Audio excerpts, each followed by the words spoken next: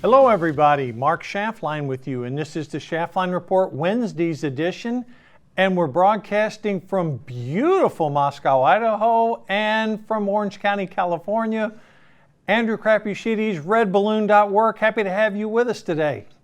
Thanks for having me, Mark. Always nice to see you, and hello everybody. Hey, I tell you, we've had so much fun on the show, and I'm sort of joking.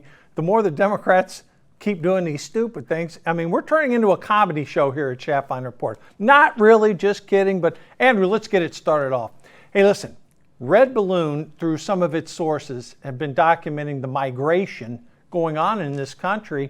Why don't you give our viewers and listeners a little bit of background about, A, what are the factors causing this and where are people moving to, and most importantly, why they're moving there? Yeah. And this is really important because there's a lot of people who think, well, liberal policies, conservative policies, right, left, it's just, potato, what's the big deal? But the reality is there should be a scorecard, right? There should be a scoreboard that says, okay, do these policies drive great economies or poor economies? Do these policies make life better for the people in their states or their regions, or does it make it worse, right? And so the nice part is because redballoon.works all over the country, because we're able to look at a lot of this data, we can actually look at the scorecard. Like, is it working? If you raise taxes, if you impose lots of regulations, if you make sure everybody's wearing a mask and is triple vaxxed and all the things, does that make people want to move there or leave, right? And that's the thing. We're still in a free country where people are allowed to move. They're able to vote with their feet and go where the policies of the state align more with their worldview. Well, that scorecard is starting to show some really interesting data, and it should make the left sit up and notice, because if you look at the jobs before the pandemic, and then you look at the number of jobs in different states at this point, red states, and we're defining red states as states that voted red, generally have a red governor. Red states are up 300,000 jobs since the beginning of the pandemic. So they've actually fully recovered and are on the other side. They've actually grown. There's more jobs there. There's lower unemployment. There's higher income. It's really great. Whereas blue states are down 1.3 million jobs from before the pandemic. So you actually are getting a really nice scorecard that these states, when you put taxes and regulation and all these things on top of your population, guess what? They say, you know what, I'm out of here. And we saw this with Citadel when they're in Chicago, and the CEO of Citadel, the second largest hedge fund in the world, he said, my executives kept getting mugged and knifed in downtown Chicago, which is bad for those who aren't aware. And the taxes and the regulation are just killing us. So they moved down to Florida. Well, he personally made $200 million a year. And so he just took his taxable income, let alone all the other employees for Citadel, down to Florida. Well, what's that going to do? That's going to create a significant disparity between these states in their budget, in their voting, and I think in their power long term, right? Because if you have people leaving New York, they can't balance their budget, and then they have fewer votes because they just have fewer people. So you're getting this big sort that's happening, this big migration all across the country. And we're seeing it in the job market because policy does drive migration and policy does drive the labor market. And the scorecard's in. The red states are winning and the blue states are losing. And I can think of 3 red states that are doing exceptionally well. Idaho, where you are, Texas, which is absolutely booming, not only with the migration of high-tech jobs, the oil industry, and my home state of Florida. I mean, Ron DeSantis is sitting with a 60% approval rating. There's 1,500 people a day moving into the state. And I'm telling you one thing, the Ken Griffins of the world who runs Citadel, the high-end value of Palm Beach real estate is very high because those executives are paying up to get those high-end properties. And you're spot on with what's happening. And I would venture to say, even though sales nationwide on housing are down roughly 20% year over year and down about 13%, sales prices are down 13% from the beginning of the year. In red states like Idaho, Texas, and Florida, you're not seeing anywhere near those figures.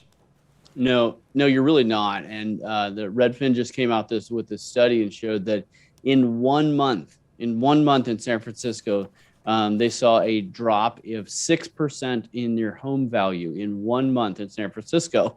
I was telling you before the show, I can see 100 miles here from my house in Idaho. And I was talking to a friend in San Francisco. He says, I can see 100 homeless people from my front porch.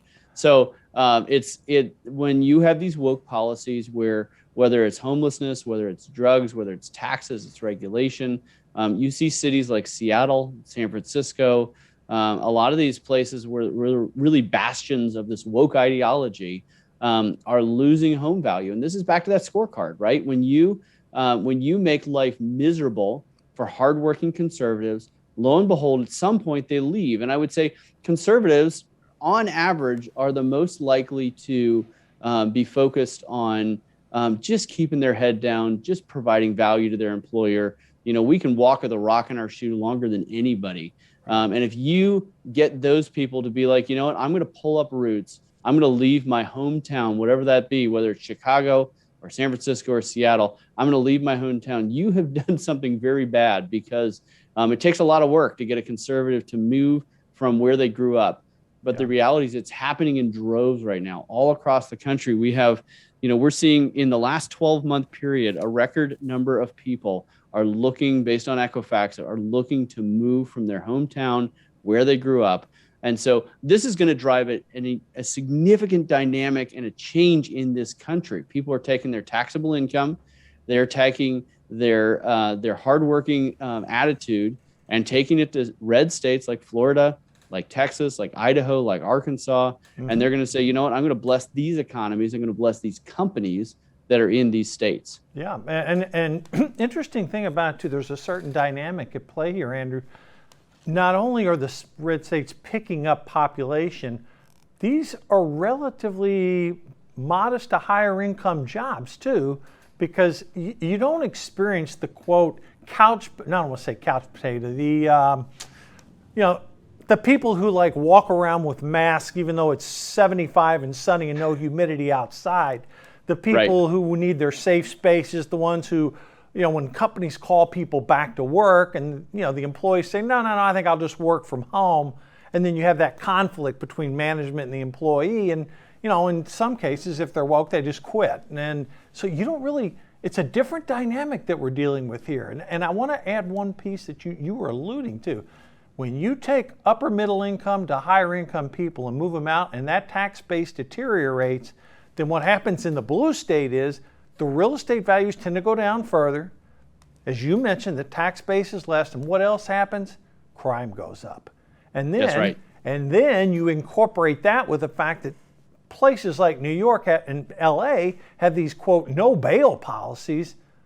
Andrew, that is a recipe for a declining situation, and we're seeing it in New York City. It's terrible. Oh, absolutely. And that's what's going to continue to happen. It's a vicious circle, right? When you don't push back, when we have these, not hardworking people, the IRS did a bunch of analysis on tax data. And in 2020, they don't have anything more recent, but in 2020, New York State had a net outmigration of 250,000 people that took $18 billion of taxable income with them. That's annual taxable income.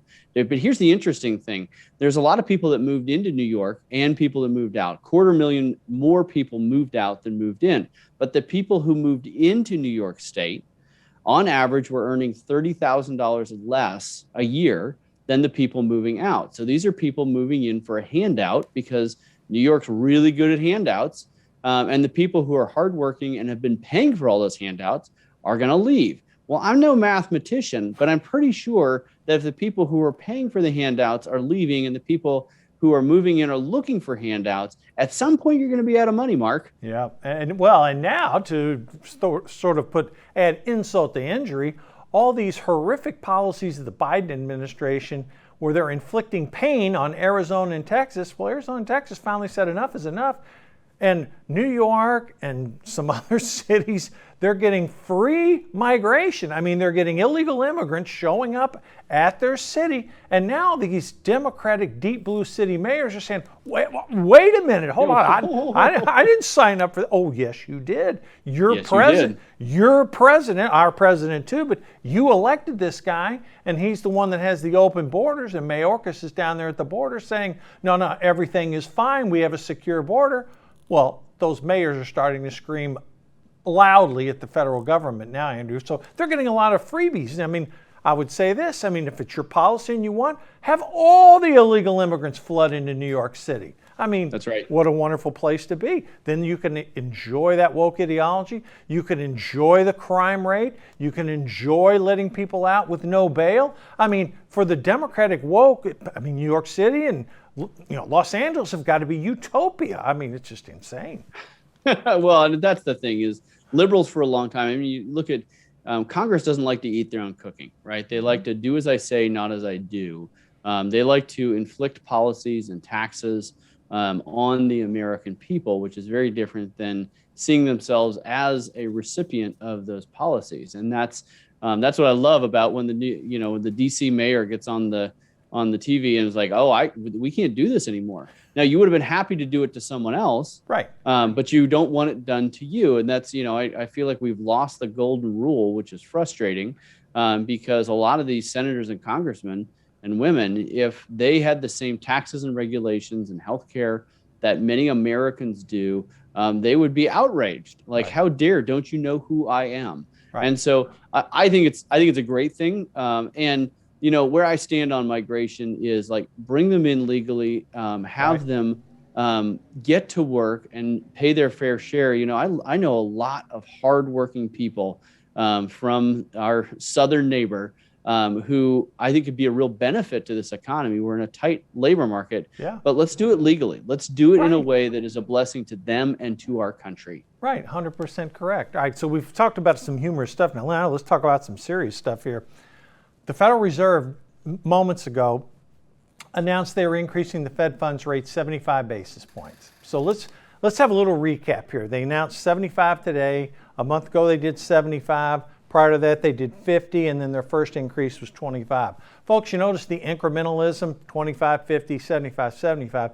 They had to do 75 because they're so far below what's called a neutral rate. Let me define that for you. All right, so the Fed funds rate basically is the overnight lending cost that banks have to pay. What this results in, True Andrew, the banks are going to earn a lot more money on deposits sitting there. Okay, great. That's the intent of it. Borrowing costs should go up for car loans, mortgages, and I'm going to get into that in a little bit. But with these costs going up, a lot of people are saying, okay, yes, the Fed is late to the game, and Andrew, they're acknowledging they're late to the game. Give me your assessment, both from a jobs perspective and as a developer, how this is going to play out into the economy. Yeah, unfortunately, the way the Fed is playing this is very, very bad. And let me explain why. When you raise the rates, what you're doing is you're throttling the money supply. And if people have less money, they do fewer projects, right? They're doing less because they have less money to work with. And so fewer projects, in theory, cools down the economy. The problem is, where does inflation actually come from? Everybody thinks it comes from the Fed just printing more money. And that's partly true, but it actually comes from loans. And so when someone goes out and borrows $300,000 for their house, that actually comes through the Fed, and that creates inflation. So there's more money that is being that is part of your economy, right? So, but when the Fed raises rates little bits, and then says, and we're going to keep raising it, what does it make all of the consumers out there do? You say, you know what? I need to go get a new home loan, and I need to lock in at the current rate, even though it's higher than it was 2 months ago. I know it's going to be lower than it is from 2 months from now. So they are motivating all of America to go out and get in a bunch of debt before the rate goes up and even higher. Well, what's that going to do? That's going to actually push more inflation. So their behavior is pushing inflation. In addition to the administration's largesse with all of our money, all of our tax dollars, right? All of that's pushing inflation as well. So you have these two factors driving it. And then the problem is, what will happen is will actually slow down the economy, right? You throttle the supply of money. Yes, in fact, that will slow down the economy, but it won't actually necessarily slow down inflation because there's just been so much money vomited out onto our economy. You're going to see, I'm worried we're going to go into a period of stagflation where we have a stagnant economy and inflation. And, you know, a lot of the old Fed chairmen always said, if you want to beat inflation, you have to raise the interest rate to the level that you have for inflation. Right. So imagine a world where the Fed doesn't just raise it, you know, 75 basis points. How about they raise it to 10% inflation, interest rates? Well, that would completely bring this economy to a grinding halt. So unfortunately, the Fed is handling it poorly. The administration, we all know, is handling it very poorly. What's this going to happen for home buyers? You know, they're going to lock in rates as quickly as they can. But I think, you know, the migration we're talking about is going to continue to happen. We have people here in Idaho who are moving from California. You know, San Francisco, we talked about a 6% decrease in 1 month, but it's still over $1.5 million average home price in San Francisco. Well, you come to Idaho and $300,000 or $400,000 house is achievable.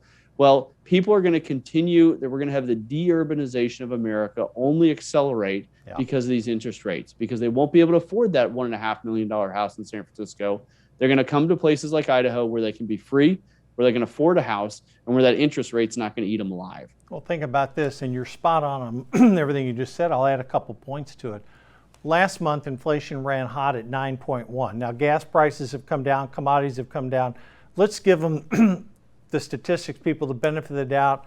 Let's say we come down to 7.75 to 8, okay? At least a full percentage and a quarter. And I think that might happen. Now you're looking at a Fed funds rate between 2.25 and 2.5, and inflation running, call it 7.5 to 8.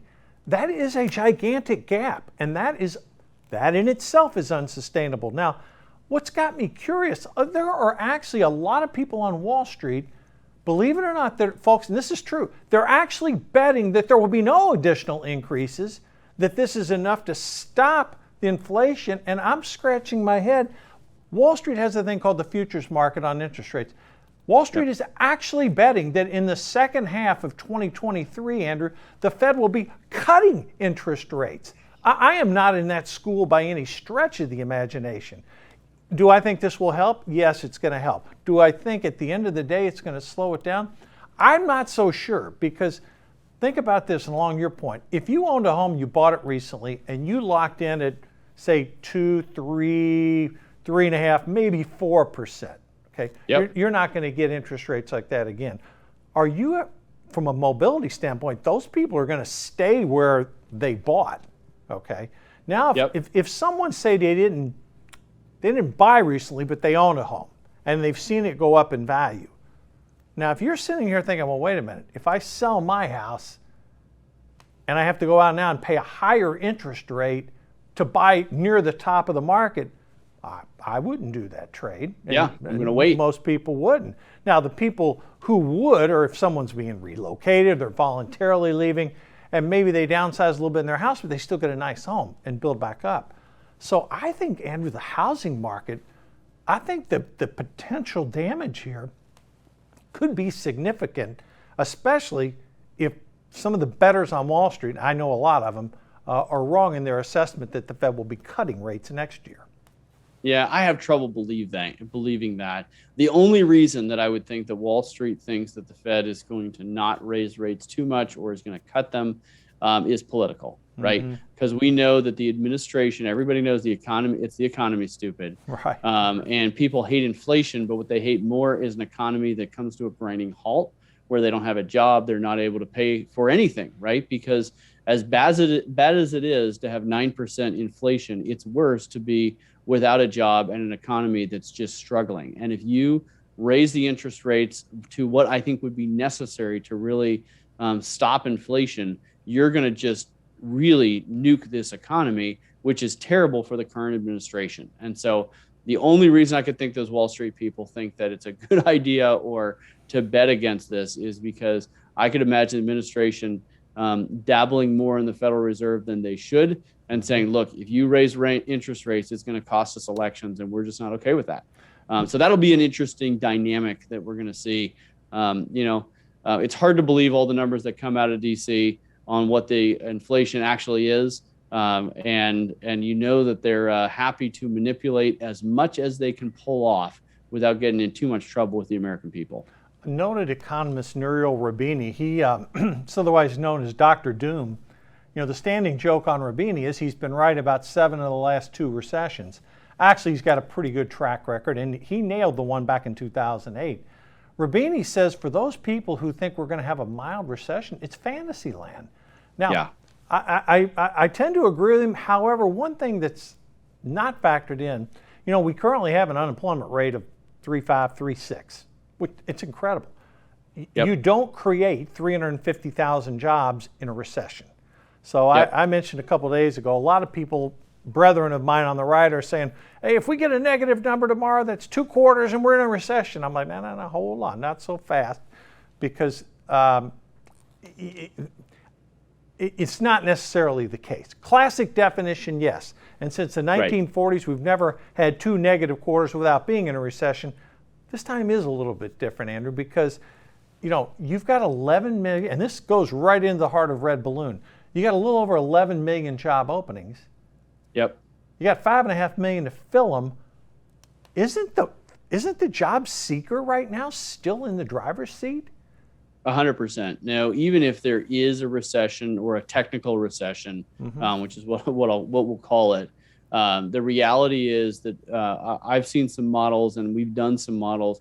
I have trouble believing that we're going to go below 6 million open jobs from the 11 million. And that would be devastating for the economy to go down. But that's still a higher number than the people sitting on the sideline looking for jobs. I mean, we have states right now that are under 2% unemployment right now. That just means anybody who wants a job, who has a pulse, can go and get a job.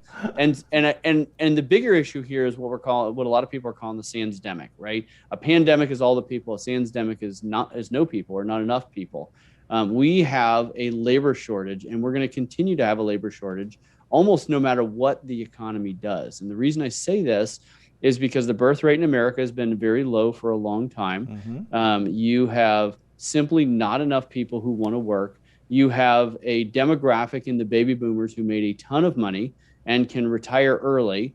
You have the kids of those baby boomers who are now trust fund kids, living on the money of their parents, sitting on their couch, playing video games down in the basement. And so you just don't have enough people who are willing to say, you know what, I'd like to have a hardworking day. I'd like to put in 8 hours and really be a blessing to my employer. And so I think we're going to continue to have a tight labor market. And that's what's been really fun about redballoon.work is you have employers who are like, honestly, I'm flooded. I had one book publisher, small Christian book publisher, and they're like, we had 90 applicants for one job. Wow. Well, that's because people are looking for freedom, even though we're still in a tight labor market. So I do think there's opportunities, right? We talk about these red states that are winning. But I think there's red companies that are going to be winning too, because Americans are tired. They're waking up. They're tired of all the woke stuff being jammed down their throat. They're moving all over the place. Yeah. I know Dr. Doom, as he's called, thinks that we're going to have a major recession. Yeah. And I do think the economy is going to continue to struggle. I mean, in 2020, 44% of the GDP was government spending. And the government sector doesn't actually produce anything except for, well, nothing. And so the reality is that's hard on an economy. Right. Yeah. But I think that there's still some great opportunities. Well, two other points. I mean, the Biden administration is selling another 20 million barrels of oil out of the Strategic Petroleum Reserve. And again, oil's fluctuating between $95 and $100 a barrel. Has there been some negligible effect? Maybe. I mean, but you got to replenish that. So at a certain point in time, you got to buy the oil back. But, Thursday, the GDP forecast comes out, Andrew. The Atlanta Fed had previously said we're going to be maybe -1 to 1.5. The most optimistic I've heard on the street is about 1 to 1.2 growth. And the consensus, if there's a consensus, and there is, is a 0.3% growth. Now, to put it in perspective, we were down 1.5% in Q1. My gut feeling tells me, just based upon the numbers I'm seeing, I actually believe the consensus. I think the consensus may be right. We could be 0, a tiny growth, tiny going the other way. At the end of the day, it still shows signs of weakness ahead. And that's where I think we have to be cognizant of that, because that's where it's not looking in the rearview mirror. It's going forward. And boy, what you said about woke companies, I mean, I can't think of anything worse than what Disney's doing. I mean, this trend, this stuff that Disney's sticking down people's throat, you know, and making young kids believe in this transgenderism garbage. I mean, it just really, it's past the tipping point when everything, this tiny sliver of the radical left controls the Democratic Party and some of these woke corporations. Absolutely. So at redballoon.org, we actually did this campaign of come out conservative in the month of June, right? Just live your values out loud.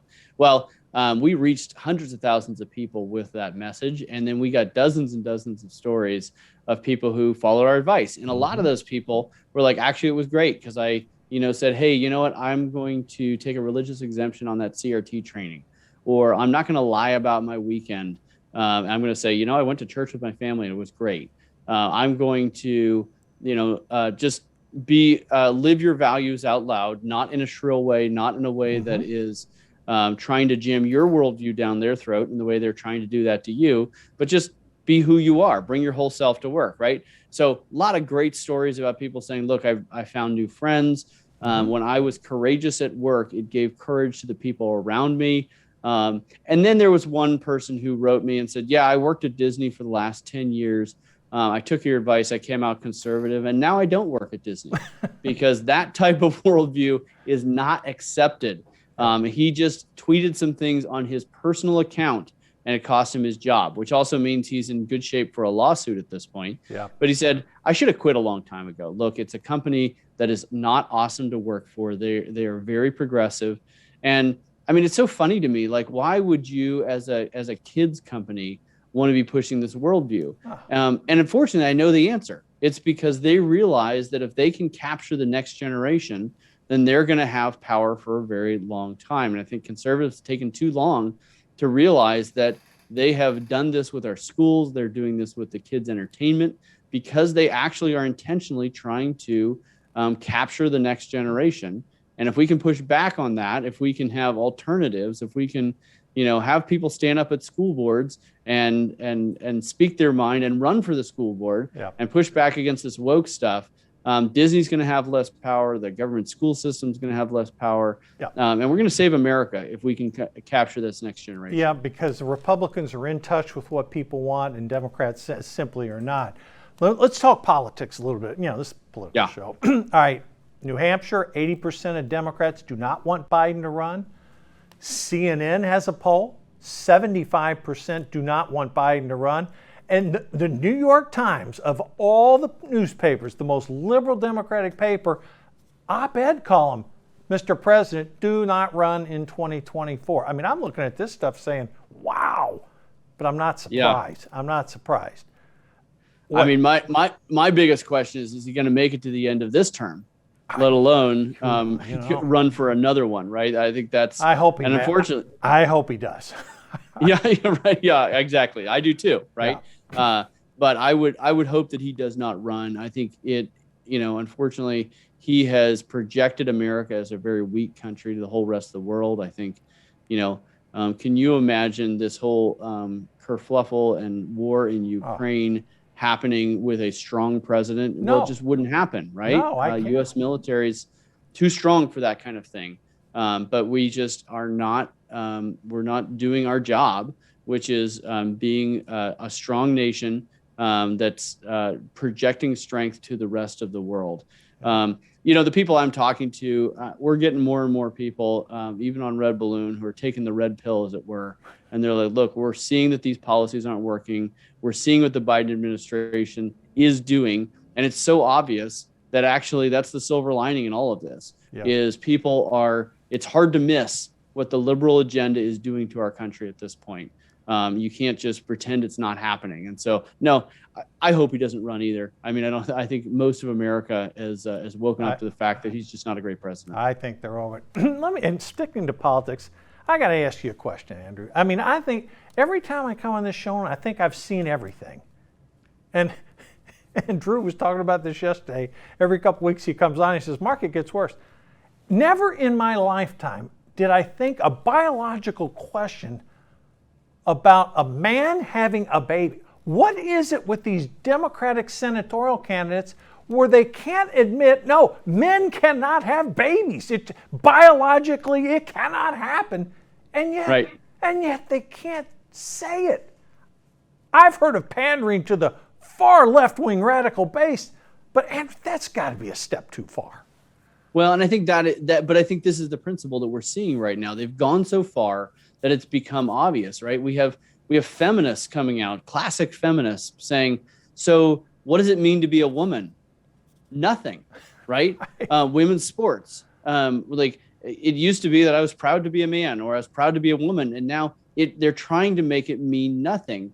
And they're just distancing themselves from logically thinking liberals and conservatives who realize, it's like trying to deny the laws of gravity or the laws of supply and demand. Like at some point, you're going to lose. If you jump off a building and say, you know what, I'm going to deny the law of gravity. Well, guess what? Gravity still wins. And I think this is an example of that. It's just like, well, so you still need to realize that the way the world is created, men don't have babies. We don't have wombs. Like that's just the way it is. Get over it, people. I know. It's just crazy.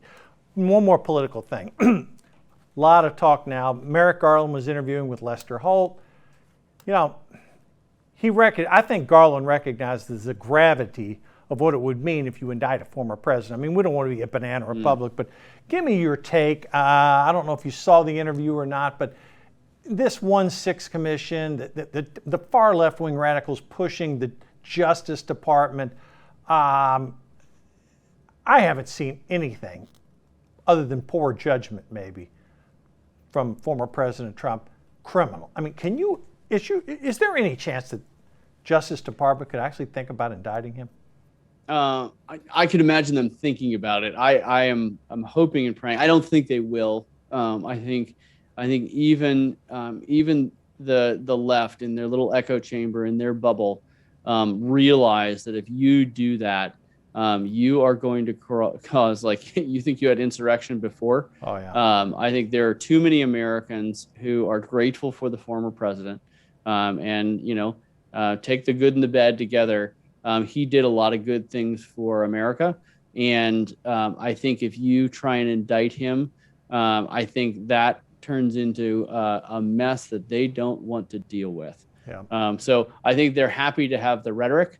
I'm sure they're happy to think about it, but I cannot imagine a world where they actually, cross the Rubicon and do that, because I think that is a bridge too far, and it's a bridge that there is not a return from. Yeah. If you do that, you're going to divide this nation so deeply that I don't know that we recover from it. Yeah.